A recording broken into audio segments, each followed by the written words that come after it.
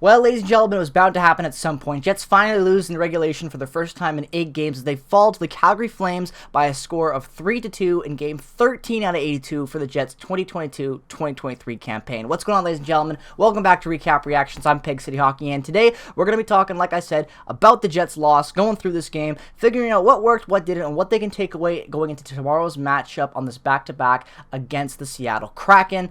Should be a good game tomorrow, but let's talk about this one first. And let's just get this first period of the way. Now, this one might be a little controversial out there. I don't know how some of you feel with me. I put a tweet out there about this early on in that first period, just asking for consistency. I did not like the way that the Jets played that first period. I thought that they were getting too many picked off passes, not being able to get clean enough zone entries, and it really felt like they were killing their own momentum. Like, the Jets really were able to get going at times, but they just had so many miscues that almost all of those plays that they had died before they amounted to any real dangerous opportunities in the Calgary zone. And you're not going to win a hockey game like that, especially against a team like Calgary that's hungry for a win after a terrible road trip. It's their first game back in a while. I believe they've lost 7 games in a row, if I'm not mistaken. So this is a team that's going to want to win and play tough physical hockey for their first time back at home in a while after losing that many games. And that first period really set the bar high. You know, the goaltending tonight, I think Connor Hellebuyck had some moments where he looked a little shaky, but he also made some incredible saves. So was this Connor Hellebuyck's best game? Absolutely not. But this loss doesn't fall on his shoulders.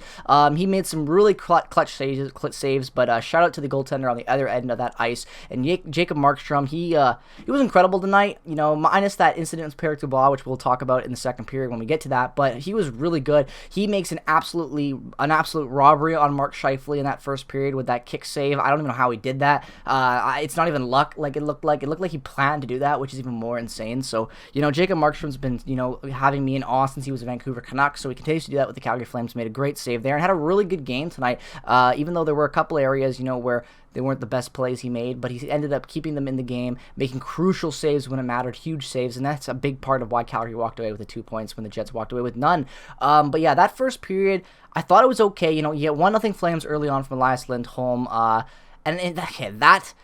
that can be a big, you know, 3 minutes, 23 seconds into that first period, you're already down 1-0, you know, but the Jets didn't really fold. Yeah, they had some problems still, and the miscues kept happening, but Neil Pionk gets a really good goal from Josh Morrissey, getting his 12th assist of the season already. Josh Morrissey, I believe, is up to 14 points in 13 games now for the Jets. Absolutely insane. Josh Morrissey continues to be a thread with the Winnipeg Jets right now, it seems like, and hopefully will be for a while. But yeah, that first period, you know, you get a 1-1 goal from Neil Pionk, but before the end of that first period's over, Adam Ruzek, or whatever you probably pronounce his name, gets his first of the season from Lindholm and Anderson. So now you have a 2-1 Calgary lead going into the second period, where the Jets had an okay first, but I personally didn't like it and thought it needed to be much better, especially against a team like Calgary that's going to be this hungry.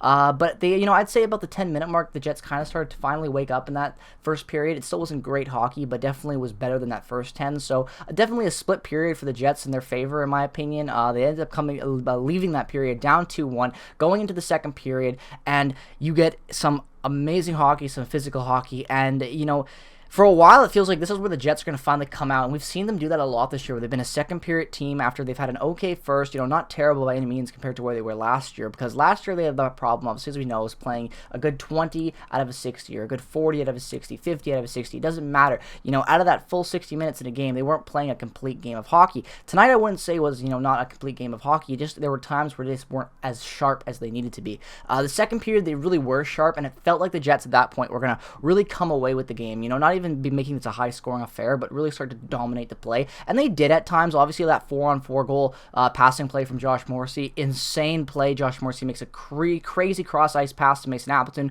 who brings the puck in, sets up a great zone pass to Pierre-Luc Dubois, which ends up, like I said, making that game 2-2. Jets have a ton of life. Second period continues to be really entertaining, but game-winning goal comes in the second period as well from Trevor Lewis, and again, even though this isn't really Josh Morrissey's fault, Josh Morrissey commits on the 2-on-1 there on that play, leaving Helly flat-footed, and I get what Morrissey was going for there. He's trying to take away the passing play. I'm a defenseman myself, but you just can't commit that early on to it, obviously, and, you know, he knows that. You know, he's had a great year so far on both sides of the ice. You know, it's just one of those situations where he made the wrong choice, even though in that moment it's a 50-50 chance on stopping that play 2-on-1. Doesn't go in the Jets' favor. favor. That gives the Calgary Flames a 3-2 lead, leaving the second period. That Trevor Lewis goal comes shorthanded, I also have to add, with at 18:31 left into that second period. So almost about a minute and a half left into that game. You're playing a pretty good game. You have a bad shorthanded opportunity. You give up. You just get caught flat-footed. Your best defenseman gets caught flat-footed, and what do? Bad team commitment key there. Your goalie's flat-footed. Everything just kind of crumbles on that play for the Jets, and it just leads to that Trevor Lewis goal, which was nothing beautiful, but Trevor Lewis coming in depth defender, third goal of the year from Backlund and Hanifin, and that ends up being the game winner. And that second period, at that point, you have that 3-2 score, and the Jets aren't able to recover from it, but they still played good hockey. Like, in that second period, you get that absolute, you get Markstrom absolutely botting Pierre-Luc Dubois after he gets pushed into the crease area. Not even into the crease, like, just into the general vicinity after that whole, he gets the semi-break offside, takes the puck in, dumps it to the corner, minding his own business. Anderson comes in, clips him right into Markstrom's path. Markstrom goes out of his way to just throw the body at him, dump him in the corners behind the boards behind the net, and it gets ugly, and the Jets get an opportunity there. They get a 2-man advantage. They don't score on it, but the refs got it right there. I want to give credit to them there. I feel like the refs really got the job right there. Dubois was minding his own business, skating to the corner. Anderson shoves him into Markstrom after the whistle. Just those are two plays that don't need to happen. A huge scrum ensues. No big fights in this game, even though it felt like at any moment it could go off, especially with Lucic and the way the crowd was leaning into him tonight, even though they do it to him always. Calgary just loves Lucic. But that second period, the Jets showed strength. They showed areas of improvement, a lot of commitment. But at the end of the day, that's a huge momentum killer. When you finally play a good, almost full 20 minutes a period, you rebound, you're controlling the pace in the game, and then with a minute and a half left in the second period, you give up a shorthanded goal to a former player on your club from 2 years ago in Trevor Lewis.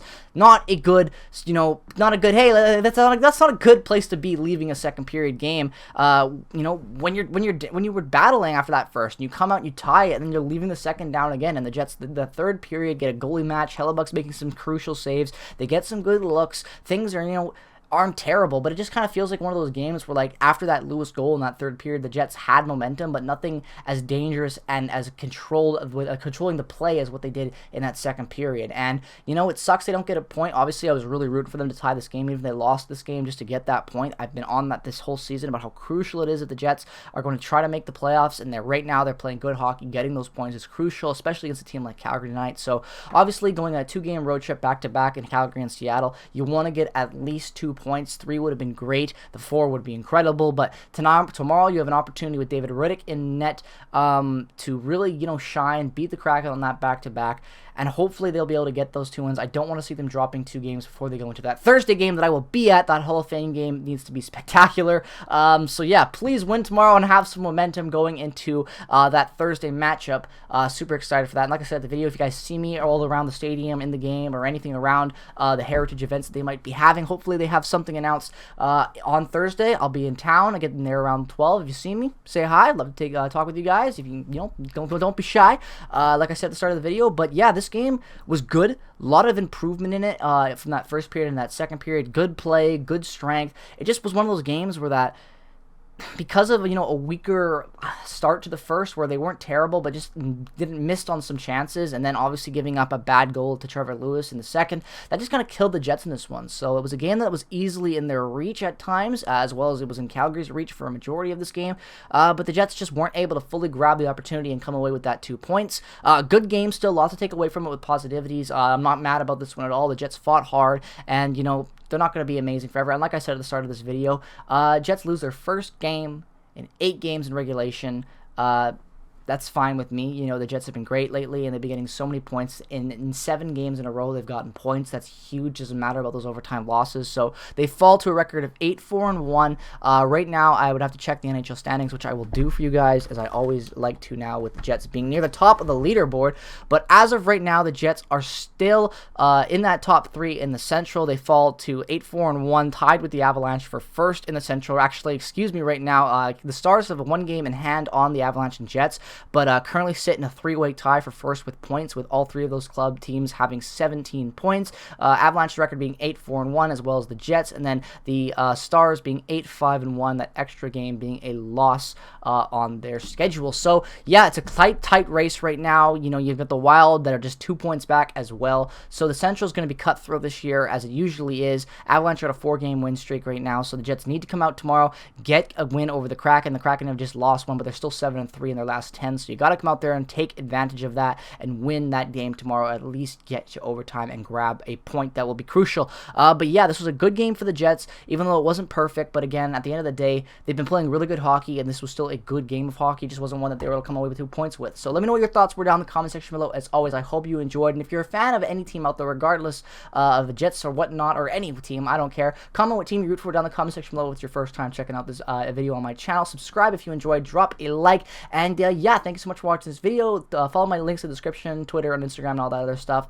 Appreciate all the support as always. See you guys on Thursday. Can't wait to be back in the pig for that game. It's going to be a great one. Go Jets, go. Peace, love, and positivity. Peace, love, and positivity as always. And yeah, go Jets, go. See you guys in the next one.